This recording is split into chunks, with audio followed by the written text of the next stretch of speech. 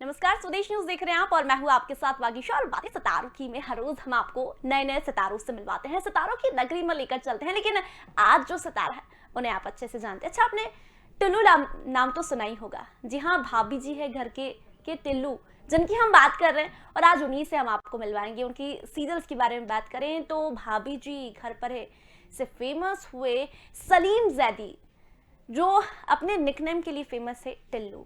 जी हाँ, ये वही टिल्लू है जिन्होंने आपने भाभी जी के साथ बहुत बार देखा है। इनकी फिल्मों की यदि बात करें तो उनकी फिल्में भी काफ़ी रही है। द फॉरेस्ट फिल्म में सलीम जैदी हमें दिखाई दी हैं, टेलीविज़न के जानी माने अभिनेता जिन्होंने अपनी एक्टिंग के जरिए दर्शकों के दिल में काफ़ी जगह बनाई। उनके सीरियल्स की यदि बात करें तो उनका भाभी जी घर पर जो सीरियल था वो काफ़ी फेमस है। और उसी के चलते बच्चों के बीच, बड़ों के बीच हर घर चर्चे हैं सलीम जैदी के। उनका असली नाम सलीम जैदी है, लेकिन उन्हें टिल्लू नाम से हर कोई जानता है।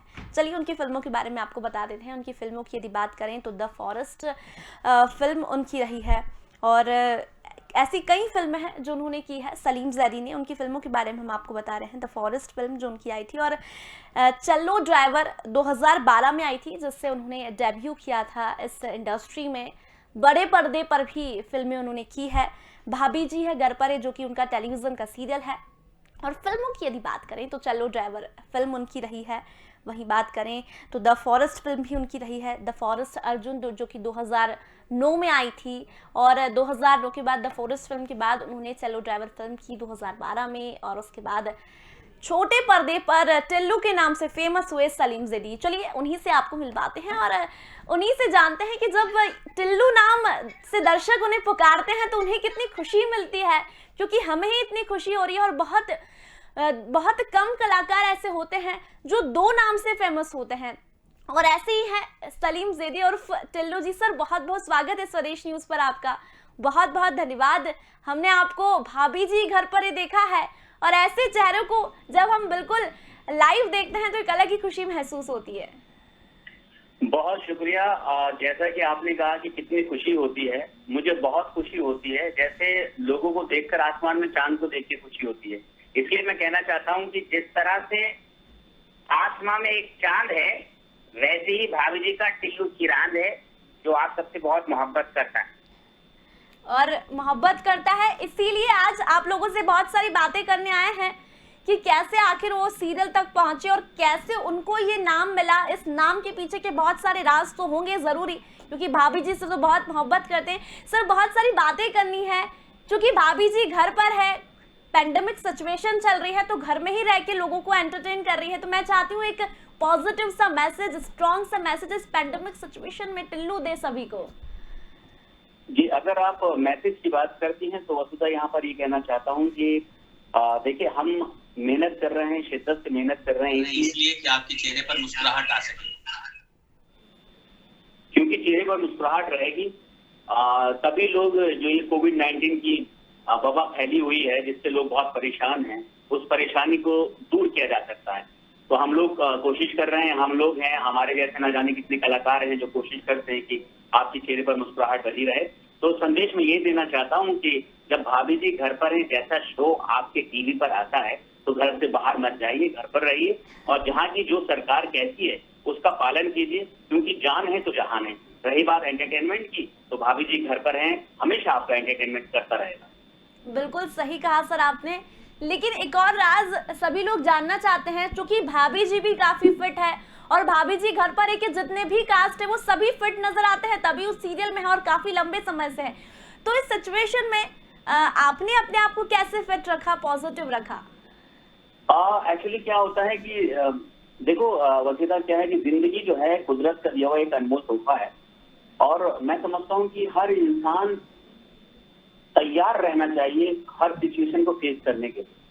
अगर जितनी भी परेशानियां हों, जितनी भी नकारात्मक परिस्थितियां सामने आए, इंसान को घबराना नहीं चाहिए, क्योंकि मालिक जो है, जो ईश्वर है, जो गॉड है, जो अल्लाह है, वो अपने बंदों को ज्यादा देर तक परेशानी में नहीं देख सकता। तो ये शायद हो सकता है हमारा सब्र का इम्तिहान हो, और हम किस तरह से अपने गुनाहों की, अपनी गलतियों की माफी मांगते हैं, और जो हमसे गलतियां होती हैं उनसे हम अपने आप को कैसे दूर रखते हैं।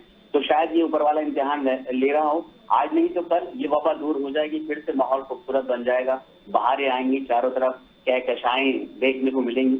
ऐसी मेरी दुआ है मालिक से। तो परेशान होने की जरूरत नहीं है, बस पॉजिटिव सोच रखिए। हाँ, लेकिन फिर ये कहना चाह रही है सोच पॉजिटिव हो लेकिन कोरोना पॉजिटिव ना हो। क्या बात है सर, बहुत ही पॉजिटिव मैसेज आपने दर्शकों को पहुंचाया कि पॉजिटिव होइए लेकिन कोरोना पॉजिटिव नहीं होइए, और घर पर रह के बढ़िया एंटरटेनमेंट जो भाभी जी घर पर के कास्ट आपको करवा रहे हैं, तो बिल्कुल घर रह के आप लोग स्वस्थ रहिए और मस्त रहिए। सर बहुत सारी बातें करनी, लेकिन मैं थोड़ा सा पीछे रिकॉल करना चाहूंगी कि आखिर ये एक्टिंग कैसे मन में आई कि एक्टिंग ही करनी, क्योंकि होता है ना हम बचपन में स्कूल जाते हैं तो स्कूल में हम एक्टिंग करते हैं तो लोग बोलते हैं अरे यार ये तो बड़ा होके एक्टर ही बनेगा। तो फिर सलीम जी के मन में आया या फिर लोगों ने बचपन में कहा था कि यार ये तो बड़ा होके एक्टर ही बनेगा? नहीं, ऐसा कुछ नहीं था मेरे जहन में वसुधा कि मैं एक्टर बनूंगा। मैं तो बहुत अच्छा क्रिकेटर था और मैंने सर मैं 2 मिनट आपको रोकना चाहूंगी। एक्चुअली मेरा नाम वागीशा है और मैं चाहूंगी कि दर्शक जैसे आपको टिल्लू जी के नाम से जानते हैं वैसे आप मुझे भी वागीशा कहें तो मुझे ज्यादा खुशी होगी। वहीशा जी वहीशा जी जी। हाँ, तो वहीशा मैं कहना चाहता हूँ कि मैंने जो आगाज किया था वो क्रिकेट से किया था। मैंने नॉर्थ जोन खेला है 2 बार और दोनों बार बहुत मेहनत करके शिद्दत से मेहनत करी उस मुकाम तक पहुंचे। लेकिन पता नहीं ऊपर वाले को क्या मंजूर था कि जब सेलेक्टर आए सेमीफाइनल में और मैं बैटिंग करने गया, बैटिंग ओपनिंग करता था मैं, तो उनके सामने 0 पर आउट हो गया। एक बार 0 पर आउट हुआ, पूरे साल फिर मेहनत करी, फिर वहां तक पहुंचे नॉर्थ जोन तक, फिर 0 पे आउट हो गए। तो पता नहीं अंदर से आवाज है कि शायद सलीम तुम्हें क्रिकेट जो है वो मुकाम नहीं देगा जो तुम चाहते हो। मैंने पापा से बात करी है, पापा से कहा, मैंने कहा पापा मैं मास कॉम करना चाहता हूँ। तो मेरे जहन में यह है कि क्रिकेट की पूरी नॉलेज है, एंकर बन जाएंगे, क्रिकेट के बारे में बातें क्या करेंगे, क्योंकि बोलने का जज्बा शुरू से था। कॉलेज के जो कल्चर एक्टिविटी होते थे उसमें कल्चरल प्रोग्राम में आगे बढ़ कर हिस्सा लिया है हमने। तो बस पापा ने कहा ठीक है बेटा मास कॉम करो। तो दिल्ली में हमारे बड़े भाई थे आदिल जैदी, तो उन्होंने हमें दिल्ली बुला लिया, वहां पर हमने मास कॉम किया। मास कॉम करते करते ऑल इंडिया रेडियो में जाने का शरफ मिला। रेडियो गए तो वहां पर एक राइटर हैं जो एक नामी गिरामी राइटर दानिश इकबाल सर, उस टाइम दारा शिको लिख रहे थे एक थिएटर शो, तो मैं उनसे मुलाकात हुई और उनसे मिलवाने वाले थे हमारे नवीन गुप्ता सर। नवीन सर ने कहा जाकर दानिश से मिलो, दानिश इकबाल सर से मैं मिला तो उन्होंने कहा थिएटर करना चाहोगे? मैंने कहा सर कर लेंगे। तो बस दारा शिको में मुझे जहांगीर का किरदार मिला और जहांगीर की बहुत अच्छे से प्रैक्टिस करी, रिहर्सल करी और उसके डायरेक्टर थे MS सत्यू सर, जिन्होंने गर्म हवा बनाई है, पार्टीशन पर बनी थी, बहुत सुपर डुपर हिट फिल्म रही थी बंटवारा पर। तो बस वहां पर जहांगीर का किरदार किया। हैबिटेट सेंटर में ये शो हुआ था, लोगों की जो तालियां मिली हैं यार, बस उस तालियों में कसम से कह रही हूँ ऐसे मेरे गुर्दे छीले। फिर मैंने सोच लिया कि यार मुझे एक्टर ही बनना है और थिएटर करते करते मुझे फिल्म मिल गई, चलो ड्राइवर, ट्रिप टू भानगढ़, भाग मिल्खा भाग, और मैं करता चला गया। फिर मुंबई आ गया, मैंने कहा पापा मैं मुंबई जाना चाहता हूँ। तो मैं पापा को तहे दिल से शुक्रगुजार हूँ, अपने वालिद साहब का, डैडी का, पापा का। उन्होंने हमेशा मुझे इनकरेज किया, मेरी हिम्मत बढ़ाई, हौसला अफजाई बढ़ाई, कहा बेटे जाओ, मुंबई जाना चाहते तो जाओ। उन्होंने कहा ऊपर वाला तुम्हारी मदद करेगा। और मैं मुंबई आ गया। यहाँ पर आकर मुझे KBC प्रोमो एड मिला अमिताभ बच्चन सर के साथ, फिर आमिर के साथ, माल न्यूट्रिशन का, फिर रणवीर कपूर के साथ आपका ये रिनॉल्ड गाड़ी का। तो बस ऐसे ऐसे करते में भाभी जी घर पर यहाँ आ गया और शशांक बाली सर ने टिल्लू को टिल्लू बना दिया और राइटर मनोज संतोषी सर ने टिल्लू को जो डायलॉग दिए, जो डायलॉग कहूँ या यूं कहूँ कि जो गुर्दे खिले, बस लोगों के दिल पे जा गए एक तरह से। मतलब ये है कि ठीक है क्रिकेट नहीं खेल पाए और एंकर नहीं बन पाए, पर टिल्लू तो जरूर बन गए और दर्शकों के दिलों तक भी पहुंच गए, हर कोई जानने लगा। लेकिन सर थिएटर से एक अलग ही जुड़ाव होगा ना, क्योंकि थिएटर की वजह से ही आज आप इतने बड़े सीरियल में काम कर रहे हैं। तो अभी भी थिएटर आप करते हैं? अब तो टाइम नहीं मिलता, लेकिन मैं कहना चाहता हूँ कि मेरी एक बात है जो शायद आप सबके काम आएगी कि मैंने चाहे क्रिकेट खेली हो या मैं एक्टर बनने की कोशिश कर रहा हूँ, कुछ भी किया, मैंने शिद्दत से काम किया, लगन से काम किया। थिएटर भी किया तो खूब 5 साल दिल्ली में थिएटर किया और जब बहुत अच्छे तरीके से लगा कि हाँ यार अब हमें फिल्मों में या सीरियल में ट्राई करना चाहिए, तब जाकर मैं मुंबई आया और मुंबई में आकर मुझे मौका मिला। तो बस ये है मेरा कहने का मतलब लुबे लबाब यही है कि इंसान को मेहनत करनी चाहिए। मेहनत का फल हमेशा मीठा मिलता जरूर है, देर से मिले जाए मिलेगा जरूर। बिल्कुल सर, मीठा तो आपको मिला ही है, फल कितना अच्छा फल मिला है। लेकिन मैं जानना चाहूंगी सर कि पहली बार जब आपकी बड़े पर्दे पर एंट्री हुई, इस इंडस्ट्री में एंट्री हुई, तो कहते हैं ना पहली चीज हमेशा याद होती है। कोई सी भी हो, हम जब पहला पड़ाव रखते हैं तो वो पहला स्क्रीन फेस आपका, पहला शूट, पहला कैमरा फेसिंग, कैसा फील हो रहा था? आपको लगता था कि हाँ मैं सच में भी एक बड़ा कलाकार बन पाऊंगा? क्योंकि आपको किसी ने कहा था कि थिएटर करोगे। नहीं, मुझसे किसी ने नहीं कहा था करने के लिए थिएटर। मुझे बस रास्ते ऐसा लगा जैसे मेरे घर वालों की दुआएं मेरे साथ थी, वो मुझे रास्ता बताती चली गई और मैं चलता चला गया। और जो आप बड़े पर्दे की बात कर रही हैं, तो मुझे सबसे ज्यादा खुशी हुई थी भाग मिल्खा भाग के टाइम पर, क्योंकि राकेश ओम प्रकाश मेहरा जी को मेरा काम बहुत पसंद आया था। और 2013 में ये फिल्म रिलीज हुई थी, तब मैं मुंबई आ गया था। मैंने सोचा था जब फिल्म रिलीज हो तो मैं मुंबई में हूँ, तो उसकी सक्सेस पार्टी जब हुई थी, बहुत बड़ा यहाँ का एक 5 स्टार होटल है, उसमें हमारा ये इसकी सक्सेस पार्टी हुई थी। वहां पर लोगों ने मेरे डायलॉग उसमें था, एक दो ही सीन थे, लेकिन जो लोगों ने कहा वो सब तो दुरुस्त है जनाब, पर मिल्खा सिंह है किधर। और वहां पर जो लोगों ने अप्रिशिएट किया, तारीफ की कि भाई तुम्हारी आवाज, तुम्हारा कलाकुल बहुत अच्छा है और सही किया तुमने कि मुंबई आ गए हो, कोशिश करते रहना, तुम बहुत आगे जाओगे। तो यहाँ पर जितने भी टैलेंटेड लोग थे उन सबकी तरफ से मुझे पॉजिटिव वे मिली, तो बस मैंने कोशिश करी करना चाहिए। सर इस फिल्म से आपको काफी लगाव होगा ना, क्योंकि मिल्खा जी की यदि बात करें तो उनकी जीवनी के बारे में हम जितना करीब से पढ़े, इट्स लाइक कि बहुत ही अच्छी स्टोरी है। और उस फिल्म में जब आपने काम किया, आपको पता लगा कि भाग मिल्खा भाग जो कि मिल्खा सिंह के ऊपर फिल्म है, तब कितनी खुशी हुई कि यार इसमें काम करने का मौका मिल रहा है? जी, बहुत ज्यादा खुशी हुई थी। और खुशी इस बात की भी थी कि राकेश ओम प्रकाश मेहरा जी का मैं पहले से ही फैन था, और उनकी पसंद थी, उनकी फिल्में पसंद थी, और उनके फादर भी बहुत बड़े डायरेक्टर रहे हैं। तो जब मुझे पता चला कि मैं फिल्म कर रहा हूँ और फरहान अख्तर उसमें काम कर रहे थे, 7-8 दिन का वक्त मिला था मुझे उनके साथ रहने का, क्योंकि राकेश ओम प्रकाश मेहरा सर जो थे वो एक बार प्रैक्टिस बहुत कराते थे डायलॉग डिलीवरी की, ऐसे करना है ऐसे करना है। तो बहुत अच्छा माहौल रहा, बहुत पॉजिटिव माहौल रहा, और सबने अच्छा रेस्पॉन्स दिया। पवन मल्होत्रा जी के साथ बहुत मजा आया, तो मुझे बहुत अच्छा लगा, बहुत खुशी हुई मुझे। अच्छा सर, एक्टर का तो आपको पता नहीं था कि आप बड़े होके एक्टर बनेंगे, लेकिन जब आस पड़ोस वालों को पता लगा, जब आप स्क्रीन पर दिखने लगे, भाभी जी घर पर सीरियल जो कि हर कोई देखता है, सबके घर में शाम को चलता है ये सीरियल, हमारी रोजमर्रा की जिंदगी में लोग देखते हैं, तो उन लोगों को जब पता लगा तब उनको कितनी खुशी महसूस हुई? कॉल्स भी बहुत आते होंगे आपके पास? बिल्कुल, सबसे ज्यादा तो मैं जहाँ से ताल्लुक रखता हूँ, रामपुर शहर, जो मेरा, मैं आज भी कहता हूँ कि रामपुर के लोगों की दुआएं हमेशा साथ रही हैं वाशिका पांडे जी। और वहां पर जब मैं पहुंचा पहली बार, तो लोगों ने टिल्लू की आवाज में डायलॉग सुनना चाहा। तो सबसे पहले मैंने वहां पर यही सुनाया था कि कुंडली में शनि, दिमाग में मनी, और टिल्लू से दुश्मनी बहुत ही हानिकारक हो गए। कसम खा के कह रही हूँ सेठ जी, अगर तुमने मेरी 6 महीने की तनख्वाह नहीं दी तो मैं तुम्हारे गुर्दे छीन दूंगा। तो लोगों को बहुत पसंद आया था, और धीरे धीरे इवेंट्स मिलने लगे, कानपुर, मेरठ, दिल्ली, गाजियाबाद, पंजाब, सब जगह जाने लगे, कोलकाता। तो वहां पर बहुत अच्छा रेस्पॉन्स मिला, कहीं पर आंखों में आंसू भी छलक आए कि इतनी इज्जत, इतना प्यार, इतना सम्मान मिल रहा है। तो मुझे लगा कि ये सब जो है ऊपर वाले का बड़ा करम है, उस ईश्वर का जो सर्वे सर्वा है, जो हर जगह मौजूद है, वही रास्ते निकालता है। उसी ने रास्ते निकाले कि ना मेरा कोई गॉडफादर था इंडस्ट्री में, ना कोई जानने वाला था, लेकिन कहते हैं ना कि आपकी मेहनत और ऊपर वाले का साथ और माँ बाप की दुआएं अगर साथ होती है तो मंजिल मिल ही जाती है।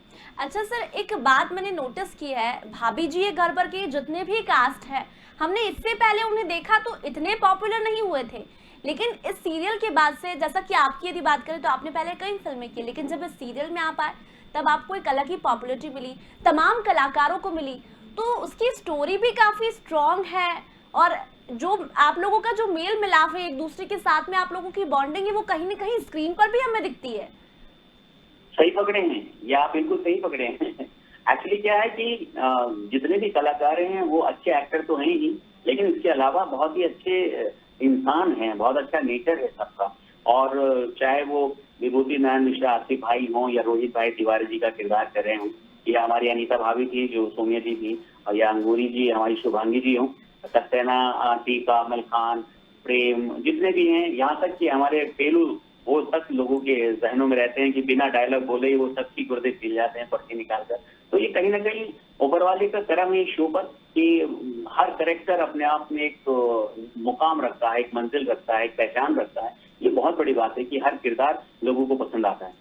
अच्छा सर, आप उस सीरियल में हैं, बॉन्डिंग आप लोगों की काफी अच्छी है, कुछ ऐसे डायलॉग दर्शक सुनना चाहेंगे जिससे आपने अभी आप लगातार बोल रहे हो और हम लोगों के फेस पे भी लगातार स्माइल आ रही है, तो कुछ ऐसे डायलॉग्स मैं चाहूंगी कि आप दर्शकों को एक बार खूब हंसाएं, क्योंकि कहते हैं ना कि हंसने से ऑक्सीजन लेवल बढ़ता है और अभी जरूरी भी ऑक्सीजन लेवल को बढ़ाना।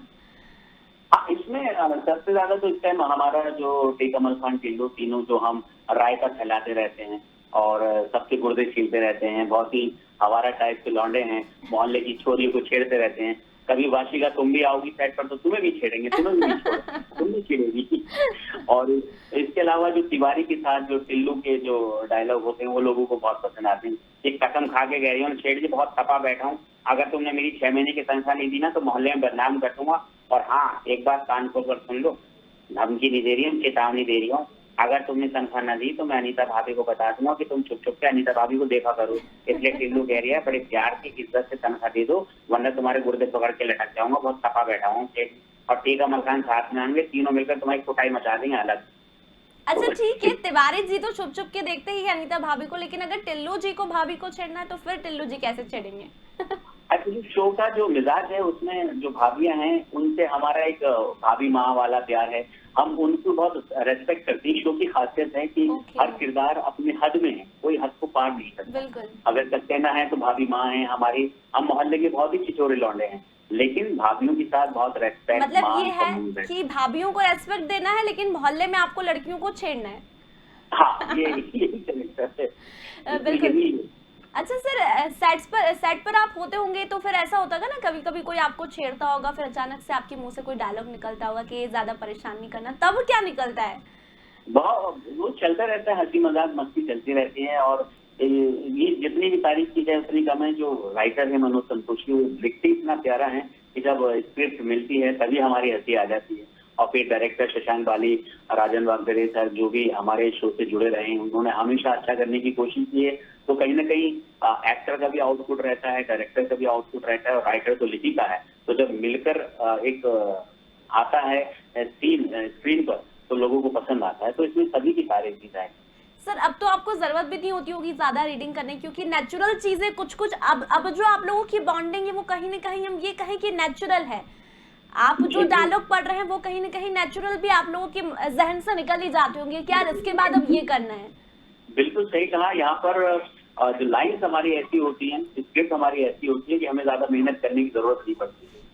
और ये नहीं है कि हमें सीन नहीं मिलता, सीन मिलता है, उसकी प्रैक्टिस की जाती है।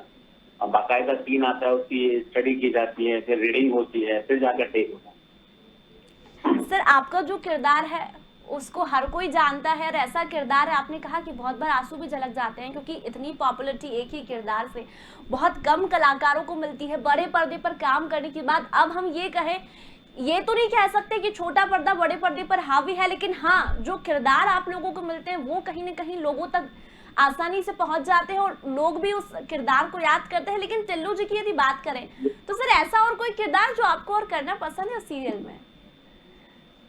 हाँ, इसमें सक्सेना का किरदार बहुत पसंद है और हप्पू सिंह का किरदार बहुत पसंद है। ये ऐसे किरदार हैं और कि जो भी करना चाहेगा बहुत अच्छे लगेंगे। लेकिन मैं ये कहना चाहता हूँ कि मैं बहुत खुश हूँ टिल्लू का किरदार करके, क्योंकि जो उसमें जो टोन है वो शायद भाभी जी में एक अंगूरी भाभी की टोन है जो अलग है और एक टिल्लू की है टोन अलग है। बाकी सब अपनी अपनी लैंग्वेज में बोलते हैं, लेकिन कसम खा के कह रही हूँ जो टिल्लू की आवाज है ये वो अलग जाके मैग्नेटिक वॉइस का किताब मिला है तो कानों को लगती है, गुर्दे छील देती है। तो I am very happy, thanks to God कि मैं टिल्लू कर रहा हूँ। अच्छा सर, ऐसे किरदार आप हमेशा करना चाहेंगे या फिर कुछ और नया चैलेंजिंग भी आपको करना है? सर थिएटर आर्टिस्ट जितने भी होते हैं वो मैं समझता हूँ कि एक कलाकार हर ढंग को जीना चाहता है, निगेटिव हो, पॉजिटिव हो, कॉमेडी हो, हीरो हो, साइड हीरो हो, जो भी हो। एक कलाकार मैं समझता हूँ, हम तो अपना आपको पानी मानते हैं, जिधर की दिशा मिल जाती है उधर चल देते हैं और जो भी किरदार मिलता है उसका मेहनत करते हैं, कोशिश करते हैं कि अच्छे से करें, लोगों को पसंद आए। अच्छा सर, आप स्टार्टिंग की यदि बात करें तो आपको ये पता लगा कि थोड़ा सा इस किरदार में अपनी आवाज़ को चेंज करना होगा, लैंग्वेज को चेंज करना होगा, तब आपके जहन में क्या आया कि यार ये कैसे कर पाऊंगा, या फिर आपको लगा कि नहीं मैं इजीली कर लूंगा और अभी करके दिखाता हूँ? ये मैं नॉर्मली कर रहा था। इसमें आवाज जो मॉड्यूलेशन है वो हमारे डायरेक्टर शशांक बाली सर ने कहा था जब मैं ये करने आया था कि सलीम थोड़ी सी आवाज चेंज कर दें, कुछ ऐसी होनी चाहिए जो हटकर हो, क्योंकि इंडस्ट्री में नौकर तो बहुत बने हैं। गोविंदा ने भी हीरो नंबर 1 में नौकर का रोल किया था। बहुत से ऐसे, उमर शरीफ सर का नाम है, लेजेंडरी जो कॉमेडियन है, और बहुत से ऐसे लोग हैं। तो बोले सलीम कुछ ऐसा करते हैं कि लोग नोटिस करें कि हाँ यार ये लौंडा जो है कुछ अलग कर रहा है। तो वहां पर कई तरह की आवाजें बदली मैंने, ऐसा वैसा। आखिर मैं क्या कहना चाह रहा हूँ सर, मेरी समझ में नहीं आ रहा, बताओ। बोले ये इसी तरह की कुछ आवाज पकड़ो। तो बस मैंने उस पर वर्कआउट किया, तब जाकर ये टिल्लू की आवाज निकली जो लोगों को पसंद आई। जी सर, लेकिन एक कैरेक्टर जो आपका है वो आपको लोग अब सलीम से ज्यादा टिल्लू नाम से जानते हैं, तो आपने कभी इस इमेज से निकलने की कोशिश नहीं की कि नहीं यार ये इमेज तो है ही, इससे तो लोग जानते ही, लेकिन इस इमेज से निकलने की आपने कभी कोशिश की यार नया कैरेक्टर भी कभी मुझे करने का मौका मिले? हाँ, अभी फिलहाल तो कोशिश नहीं की है। ऑफर बहुत आ रहे हैं बाहर से, लेकिन भाभी जी में बहुत मजा आ रहा है, क्योंकि कभी कभी इतनी प्यारी टीम मिलती है जिसके साथ काम करना अच्छा लगता है। तो अभी देखते हैं कब तक भाभी जी चलता है, फिर उसके बाद एक नया जीवन होगा, एक नया कैरेक्टर होगा, नया चैलेंज होगा, फिर उसे एक्सेप्ट करेंगे। फिलहाल भाभी जी को मैं बहुत एंजॉय कर रहा हूँ, बहुत मजा आ रहा है। तो सर आप कॉमेडी ही कैरेक्टर करना चाहते हैं या फिर नेगेटिव रोल भी आपको लगता है कि कभी नेगेटिव रोल भी मिले या कोई और रोल मिले सीरियस वाला? बिल्कुल, मैंने बताया आपको, मैं नेगेटिव भी कर लूंगा, सीरियस जो भी हो। मैं किसी भी किरदार से पीछे नहीं हटूंगा। लेकिन फिलहाल जो है टिल्लू के जरिए लोगों को एंटरटेनमेंट कर रहा हूँ, मुझे बहुत अच्छा लग रहा है। बाकी जो चैलेंज मिलेगा पर आंखों पर होगा, और आप भी देखेंगे इंशाल्लाह जब आगे चलकर कोई कैरेक्टर मिलेगा तो वो भी आपको पसंद आएगा।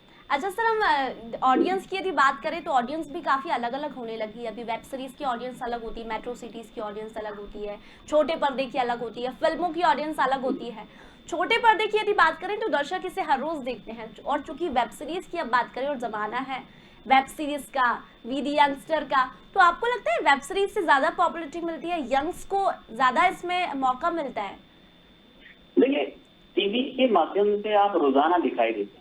पता है कि 10:30 बजे भाभी जी घर पर एनटीवी पर आता है, आपको रोजाना देखने को, ऑडियंस आपको रोजाना देखती है। वेब सीरीज है या फिल्म है, वो आती है और कब चली जाती है पता नहीं चलता। लेकिन टीवी के माध्यम से आप हर घर घर में मौजूद रहते हैं। एक आधा घंटे के लिए 10:30 बजे भाभी जी आएगा, सब लोग जुड़ जाते हैं। तो मैं समझता हूँ कि टीवी के जरिए आप रोजाना लोगों से जुड़ते हैं। वेब सीरीज आप करते हैं फिर खत्म हो जाती है, फिल्म करते हैं फिर खत्म हो जाती है, लेकिन सीरियल जब तक चल रहा है तब तक आप लोगों के घर में। अच्छा सर, इस किरदार के बाद आपके पास बहुत सारे ऑफर भी आने लगे होंगे एज ए कॉमेडियन? हाँ, काफी आए हैं। और सबसे ज्यादा दुख मुझे तब हुआ था जब मैं मुंबई आया था। मैंने सोचा था कि जॉनी लीवर सर के साथ में काम करूंगा, और मुझे आते यहाँ भाभी जी मिल गए थे। तो बीच में आपको शायद याद होगा सर, टीवी पर एक शो आया था, शो का नाम शायद पार्टनर था, उसमें जॉनी लीवर सर कर रहे थे। तो उस प्रोडक्शन से जब मेरे पास कॉल आया, एक पुलिस का किरदार था कि करना है और जॉनी लीवर के साथ रहेगा वो, तो मुझे बड़ा मलाल सा हुआ कि बताओ मैं कर नहीं सकता, चाह कर भी नहीं कर सकता, क्योंकि मैं कॉन्ट्रैक्ट कर चुका था, भाभी जी में चल रहा था और टिल्लू के लोग पहचान चुके थे। तो जिंदगी में ऐसे ऐसे मौके भी आते हैं। लेकिन सर कहते हैं ना, जो भी होता है अच्छे के लिए होता है। ठीक है, आप उसमें जॉनी लीवर जी के साथ नजर आते, हो सकता है आगे जाके आप उनके साथ फिल्में करें, लेकिन ये जो किरदार है आपका वो लगातार बना हुआ है और दर्शक आपको जानते हैं टिल्लू के किरदार से, और आपको भी काफी मजा आ रहा है। लेकिन सर मैं उन लोगों के लिए मैसेज चाहूंगी जो टिल्लू जी जैसा बनना चाहते हैं आगे जाके। उसके लिए तो मेहनत बहुत जरूरी है। और देखिए, एक पॉइंट की बात बता रहा हूँ कि जरूरी नहीं कि आप इंडस्ट्री से ताल्लुक रखते हो या किसी स्टार के बेटे हो। ऊपर वाले का बड़ा करम है कि ऊपर वाला उसी को नवाजता है जिसके अंदर टैलेंट होता है।